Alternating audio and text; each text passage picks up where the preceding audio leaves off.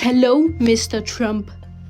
I'm an ordinary girl from Greenland. Sur les réseaux sociaux, cette influenceuse groenlandaise prend Donald Trump à partie. I will fight you to the death, you motherfucker. La vidéo génère plusieurs millions de vues et inspire rapidement d'autres internautes à faire de même. Hello, Mr. Trump. I'm an ordinary dude from Denmark. I will fight you to the death, you hear me? Cette vague de révolte répond aux menaces récentes de Donald Trump. Depuis son premier mandat, le président américain veut s'approprier le Groenland. Il prévoit tantôt de l'acheter, tantôt de l'envahir. One way or the other, we're going to get it. It's a large real estate deal. We need Greenland. I would like to make a deal, the easy way, but if we don't do it the easy way, we're going to do it the hard way. I want Greenland for security. They won't use force. It's the United States alone that can protect this giant mass of land. Pourquoi Donald Trump veut-il posséder le Groenland? Le Danemark et l'Europe pourront-ils lui résister? Les États-Unis ont-ils même la capacité militaire d'envahir l'île? On décrypte tout ça ensemble. Whether they like it or not. Grønland vil ikke ejes af USA.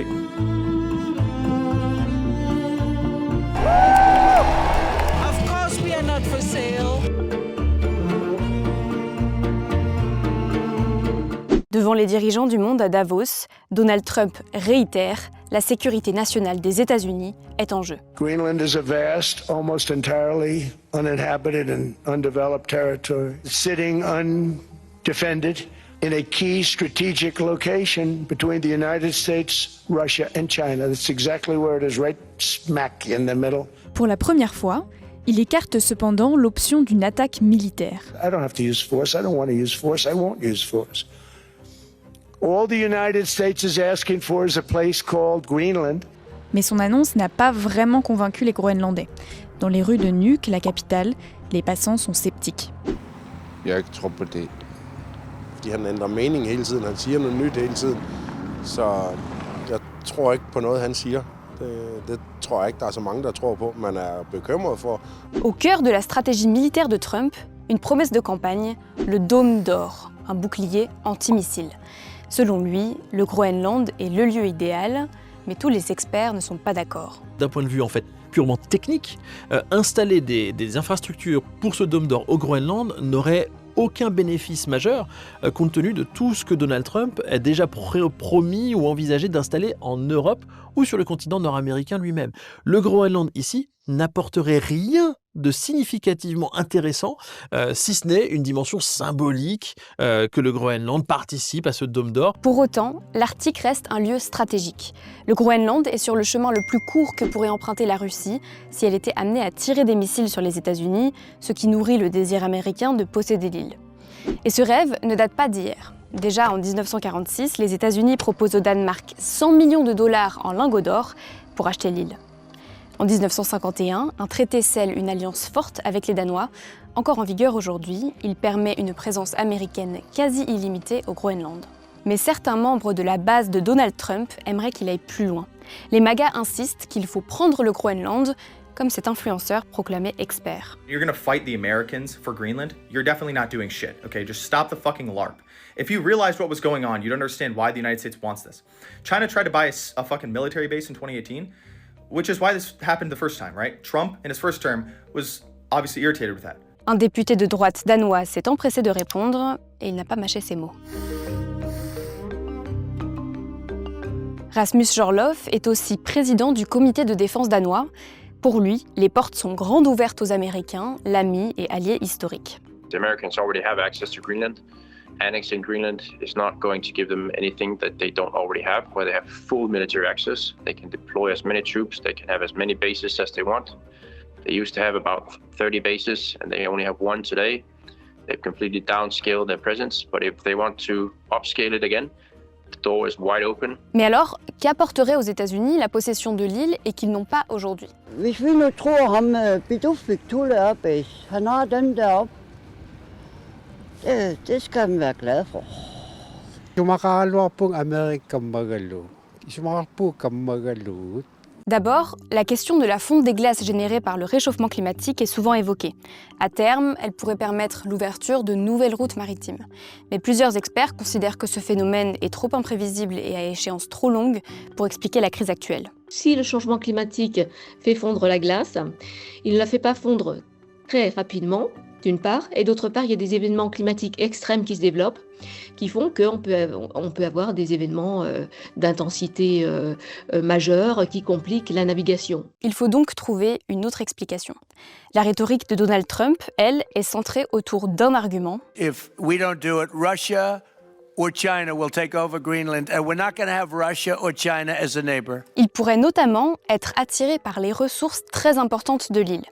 Selon l'Institut américain de géophysique, 1/5 des réserves de pétrole non découvertes de la planète se situeraient au nord du cercle polaire.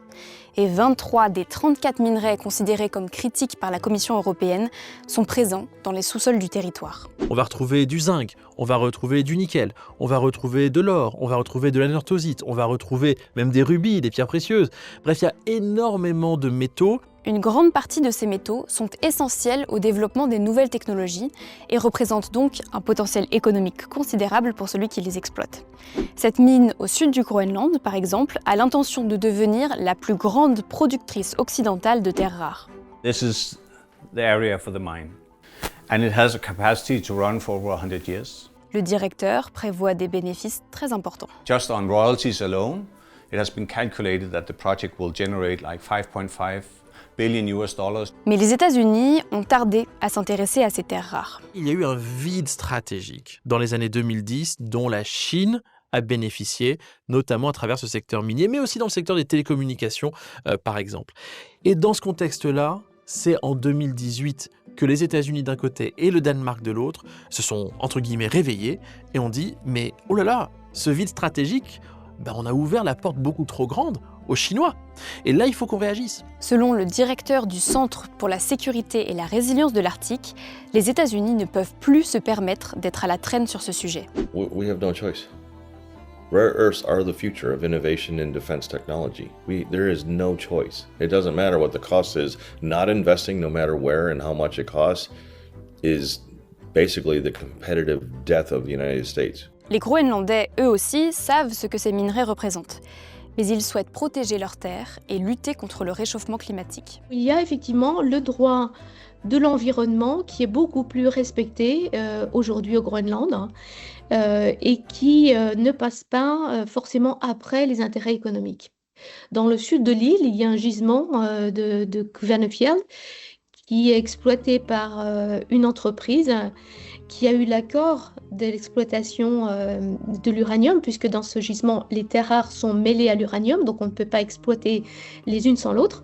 Et cette entreprise est maintenant à l'arrêt parce que justement le gouvernement a changé sa position et a rétabli le moratoire sur l'exploitation de l'uranium. Mais ces restrictions ne conviennent pas à Donald Trump, alors il préférerait être chez lui.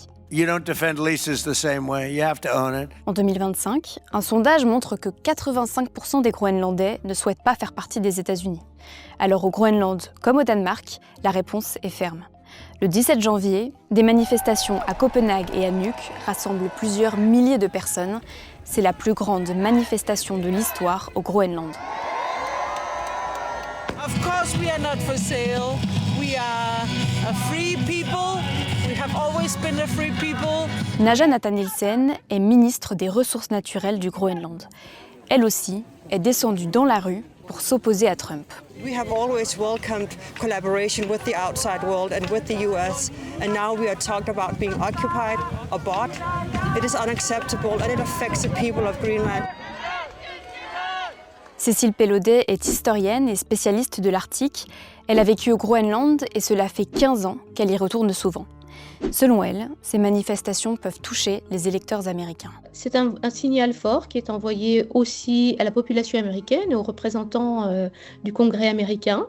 Les propositions de Trump sont illégales. On ne devrait jamais se lasser de répéter la force du droit international. 75% des Américains sont opposés à l'annexion du Groenland selon un sondage récent. Donald Trump aura, un peu malgré lui, souligné l'unité entre le Groenland et le Danemark, et ce, malgré leur passé colonial douloureux. La colonisation danoise au Groenland commence au XVIIIe siècle, et depuis, les autorités ont été très critiquées pour leur traitement des populations inuites pendant la colonisation et après. En août 2025, Copenhague présente des excuses publiques longtemps attendues aux 4500 femmes victimes de contraception forcée au Groenland dans les années 60 et 70. Britta est l'une d'entre elles. Jeg var 15 år, da jeg gik i en ungdomsskole i Danmark, hvor vores forstanderinde, hun sagde til mig, du skal have spiral. Så sagde jeg nej, men det skal du. Det skal du, selvom du siger nej. Du skal have spiral. À 75 ans, elle parle enfin pour la première fois de ce qui lui est arrivé. Og så skulle jeg bare sprede benene, og ikke andet. Og så bliver den sat det, og det gør skide ondt. Det er det. Og det er et spiral, som er beregnet til dem, der har født børn før. Det er ikke en spiral, der er beregnet til unge piger. På daværende tidspunkt, jeg var 15 år gammel. Ikke engang fyldt 16 endnu. De telles violences ont nourri la volonté indépendantiste des Groenlandais. Encore en mars dernier, le sujet était sur toutes les lèvres lors de l'élection parlementaire de l'île. Mais ces dernières semaines, les menaces américaines ont rapproché les deux pays. I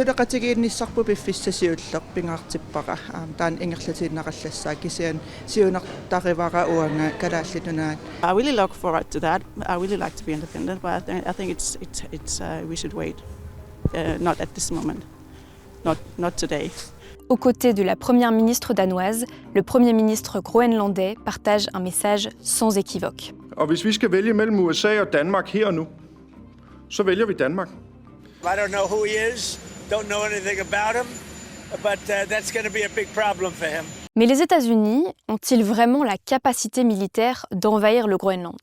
Le pays a beau avoir la plus grande armée du monde, l'Arctique n'est pas une région comme les autres. Troy Bouffard est un vétéran américain en Alaska et il connaît bien le Groenland. I've been to many regions around the world. I've worked with Foreign Legion and all kinds of folks, and exposure to the environment is sort of something we always think about. In the Arctic, however, it will kill you. Le Danemark est certes un petit pays, mais il a la connaissance du terrain. I think the United States needs to be really careful about this. The Arctic, Greenland, is not a place we're ready to operate in. We do not have the capabilities. The only way a true victory happens is when you take and hold land. That takes land forces. You can't do that from a submarine. You can't do that from the Air Force, right? So right now, who's operating on the land? Denmark. Right? The Prime Minister of Denmark said it himself. The U.S. forces wouldn't last a week in the Arctic. And he's right. Right? The most elite operators in the Arctic by far are the Danish forces. Pourtant, à plusieurs reprises, Donald Trump a reproché au Danemark de ne pas prendre les questions de défense suffisamment au sérieux. You know what Denmark did recently to boost up security in Greenland? They added one more dog sled. It's true. They thought that was a great move. Les Danois ont compris le message et acceptent qu'ils doivent renforcer leur présence militaire. En octobre 2025, ils annoncent 3,5 milliards d'euros supplémentaires pour la défense de l'Arctique et du Nord-Atlantique, avec des navires, des avions, des drones et un nouveau poste de commandement à Nuuk. Ces alliés européens, eux aussi, se mobilisent.